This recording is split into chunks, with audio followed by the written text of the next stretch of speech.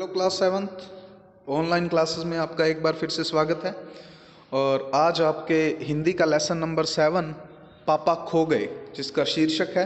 और ये एक नाटक है, मराठी के अंदर एक नाटक है जो विजय तेंदुलकर जी द्वारा रचित है। तो ये इसके पात्र हैं कुछ, जैसे एनुअल डे फंक्शन में अपने कोई नाटक होता है ना, कोई फौजी बनता है, कोई डॉक्टर बनता है, कोई नर्स, कोई टीचर, कोई नेता। ऐसे इस कहानी, इस नाटक के भी पात्र हैं, जिसमें एक बच्चा बिजली का खंभा बना हुआ है, एक पेड़ बना हुआ है, लेटर बॉक्स है, कौवा है, नाचने वाली है, नाचने वाली लड़की है और एक आदमी है। देखिए मैं आपको दिखाता हूँ। जैसे ये नाटक हो रहा है जिसमें एक लेटर बॉक्स, एक पेड़ भी बना हुआ है, कौवा है, खंबा बन गया है, एक एक नाचने वाली लड़की और सामने लोग देख रहे हैं। तो देखिए सड़क, नाटक में क्या दिखाया गया है। सड़क, रात का समय, समुद्र के सामने फुटपाथ, फुटपाथ मतलब जहाँ पे लोग पैदल घूमते हैं, वहीं पर एक बिजली का खंबा, एक पेड़, एक लेटर बॉक्स, दूसरी ओर धीमे प्रकाश में एक सिनेमा का पोस्टर। धीमा प्रकाश मतलब कम रोशनी। पोस्टर पर नाचने की भंगिमा में एक औरत की आकृति, भंगिमा मतलब स्थिति में, नाचने की पोजीशन में। समुद्र से सनसनाती हवा का बहाव, मतलब हवा सनसनाती हुई बह रही है। दूर कहीं कुत्तों के भौंकने की आवाज़। रात में जब सड़क खाली होती है तो कुत्ते जो भौंकते हैं वो आसानी से सुनाई दे देते हैं। अब ये नाटक स्टार्ट होता है। खंबा, जमहाई रोकते हुए। जमहाई क्या होती है बच्चों? उबासी, आलस। राम राम राम, रात बहुत हो गई। पेड़, आजकल की रातें कैसी है, जल्दी बीतने में ही नहीं आती। खंबा, दिन तो कैसे न कैसे हड़बड़ी में बीत जाता है। हड़बड़ी मतलब जल्दबाजी, ऐसे काम काज चलते रहते हैं। पेड़, लेकिन रात को बड़ी बोरियत होती है, मतलब बड़ा बोर होते हैं। खंबा, तब भी बरसात की रातों से तो ये रातें कहीं अच्छी है। पेड़ राजा, मतलब खंबा बोलता है पेड़ राजा को, बरसात की रातों में तो रात भर भीगते रहो, बादलों से आने वाले पानी की मार खाते रहो, तेज हवाओं में भी बल्ब को कसकर पकड़े बराबर एक टांग पर खड़े रहो। बिल्कुल अच्छा नहीं लगता। उस वक्त लगता है इससे तो अच्छा था न होता बिजली के खंबे का जन्म। बल्ब फेंक तब दूर कहीं भाग जाने का जी होता है, मतलब मन होता है। आगे देखते हैं पेड़ क्या बोलता है कि मुझ पर भी एक रात आसमान से गड़गड़ाती बिजली आकर पड़ी थी। अरे बाप रे, वो बिजली थी या आफत, मतलब बिजली थी या मुसीबत। याद आते ही अब भी दिल धक धक करने लगता है। और बिजली जहाँ गिरी थी वहाँ खड्डा कितना गहरा पड़ गया था खंबे महाराज। मतलब वो खंबे को बोल रहा है पेड़। अब जब कभी बारिश होती है तो मुझे उस रात की याद हो आती है, अंग थर थर कांपने लगते हैं। अब खंबा क्या कहता है देखो, मेरी तबीयत ही लोहे की है जो मैं बीमार नहीं पड़ता। मतलब मेरी तबीयत ही लोहे की, मतलब शरीर लोहे की है इसलिए मैं बीमार नहीं पड़ता, वरना कोई भी इस तरह बारिश ठंडी धूप में खड़ा रहे तो ज़रूर बीमार पड़ जाए। पड़ जाएगा या नहीं, पूछता है वो। कितने दिन बीत गए, कितनी रातें, लेकिन मैं बराबर इसी तरह खड़ा हूँ, लंबी ठंडी सांस छोड़कर। छः चुंगी कि यह नौकरी भी कोई नौकरी है? छः मतलब उसको ऐसे लगता है बस बहुत बुरी नौकरी है ये, बड़ी ही बकवास नौकरी है। पेड़, फिर पेड़ क्या कहता है, अपने पत्तों का कोट पहनकर मुझे सर्दी, बारिश या धूप में उतनी तकलीफ नहीं होती।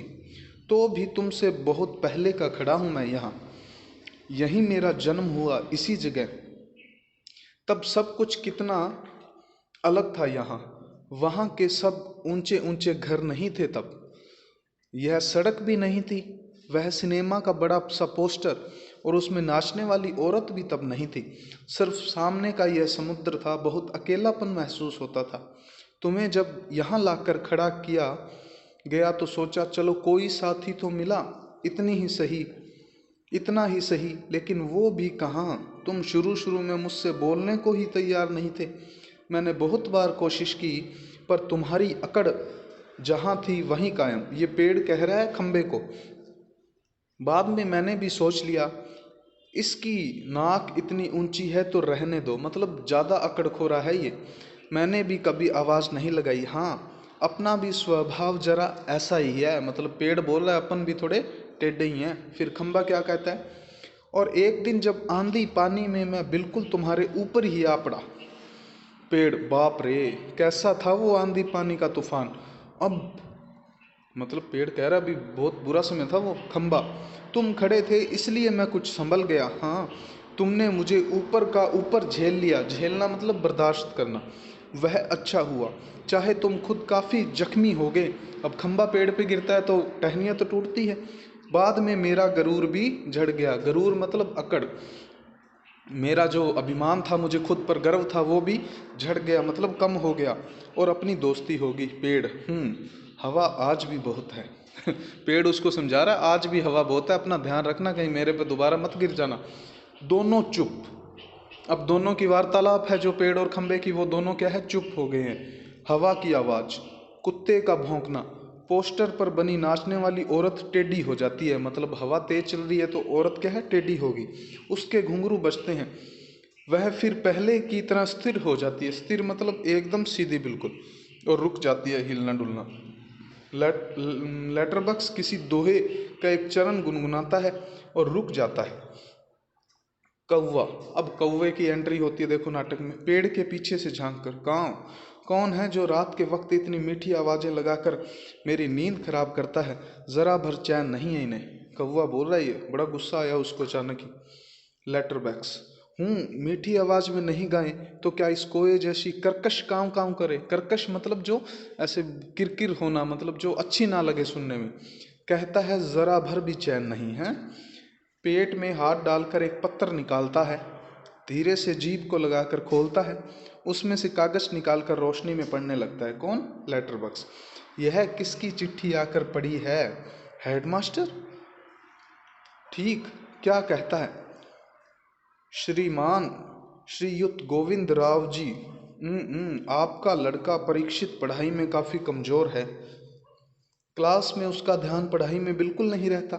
इसकी बजाय उसे क्लास से गायब रहकर, ये लेटर बॉक्स ने अपने अंदर से एक चिट्ठी निकाली है। उसमें प्रिंसिपल ने चिट्ठी भेजी है किसी पेरेंट्स को कि आपके लड़का बिल्कुल ही नालायक है।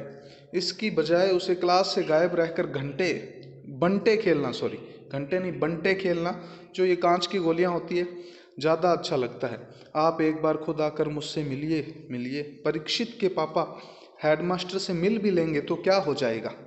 स्कूल में बच्चे पढ़े नहीं, क्लास से गायब रहकर बंटे खेलते रहें, इसका क्या मतलब। फीस के पैसे क्या फोकट में आते हैं सब। हाँ, तो गलती स्कूल की है, क्योंकि जब क्लास में टीचर को पता ही नहीं है कि बच्चे मेरी क्लास में एब्सेंट और बंटे खेल रहे हैं, तो टीचर की गलती है। ये लेटर बॉक्स बोल रहा है। सभी पापा लोग ऑफिस में इतना काम करते हैं तब कहीं जाकर मिलते हैं पैसे। उन्हें ये बच्चे फोकट के समझे आखिर क्यों। 6, बच्चों की भी गलती है कि अपने पेरेंट्स के पैसे हैं जो खराब कर रहे हैं, और उन टीचर्स की भी गलती होती है जो क्लास में बच्चों का ध्यान नहीं रखते। तो इसलिए दोनों को अपनी ड्यूटी पूरी करनी चाहिए। मुझे हेडमास्टर होना चाहिए था। इस परीक्षित के होश तब मैं अच्छी तरह ठिकाने लगाता।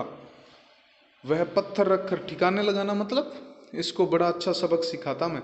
वह पत्थर रखकर दूसरा निकालता है। यह किसका है? खंबा। क्यों? लाल ताऊ।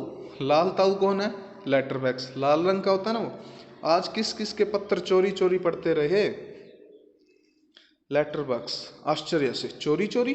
चोरी किस लिए? सभी चिट्ठियां मेरे ही तो कब्जे में होती है, अच्छी तरह रोज रोज पढ़ता हूँ। पेड़, कब्जे में होने का मतलब यह तो नहीं लाल ताऊ कि लोगों की चिट्ठियां फाड़ फाड़ कर पढ़ते रहो। पोस्ट मास्टर को पता चल गया तो। लेटर बॉक्स, चलता है पता तो चल जाने दो। मेरी तरह यहाँ रात दिन बैठकर दिखाए तब पता चले। परसों वह पोस्टमैन मेरे पेट में से ही चिट्ठियाँ निकाल कर लेके गया था। इससे आगे अपने नेक्स्ट वीडियो में करेंगे। Thank you.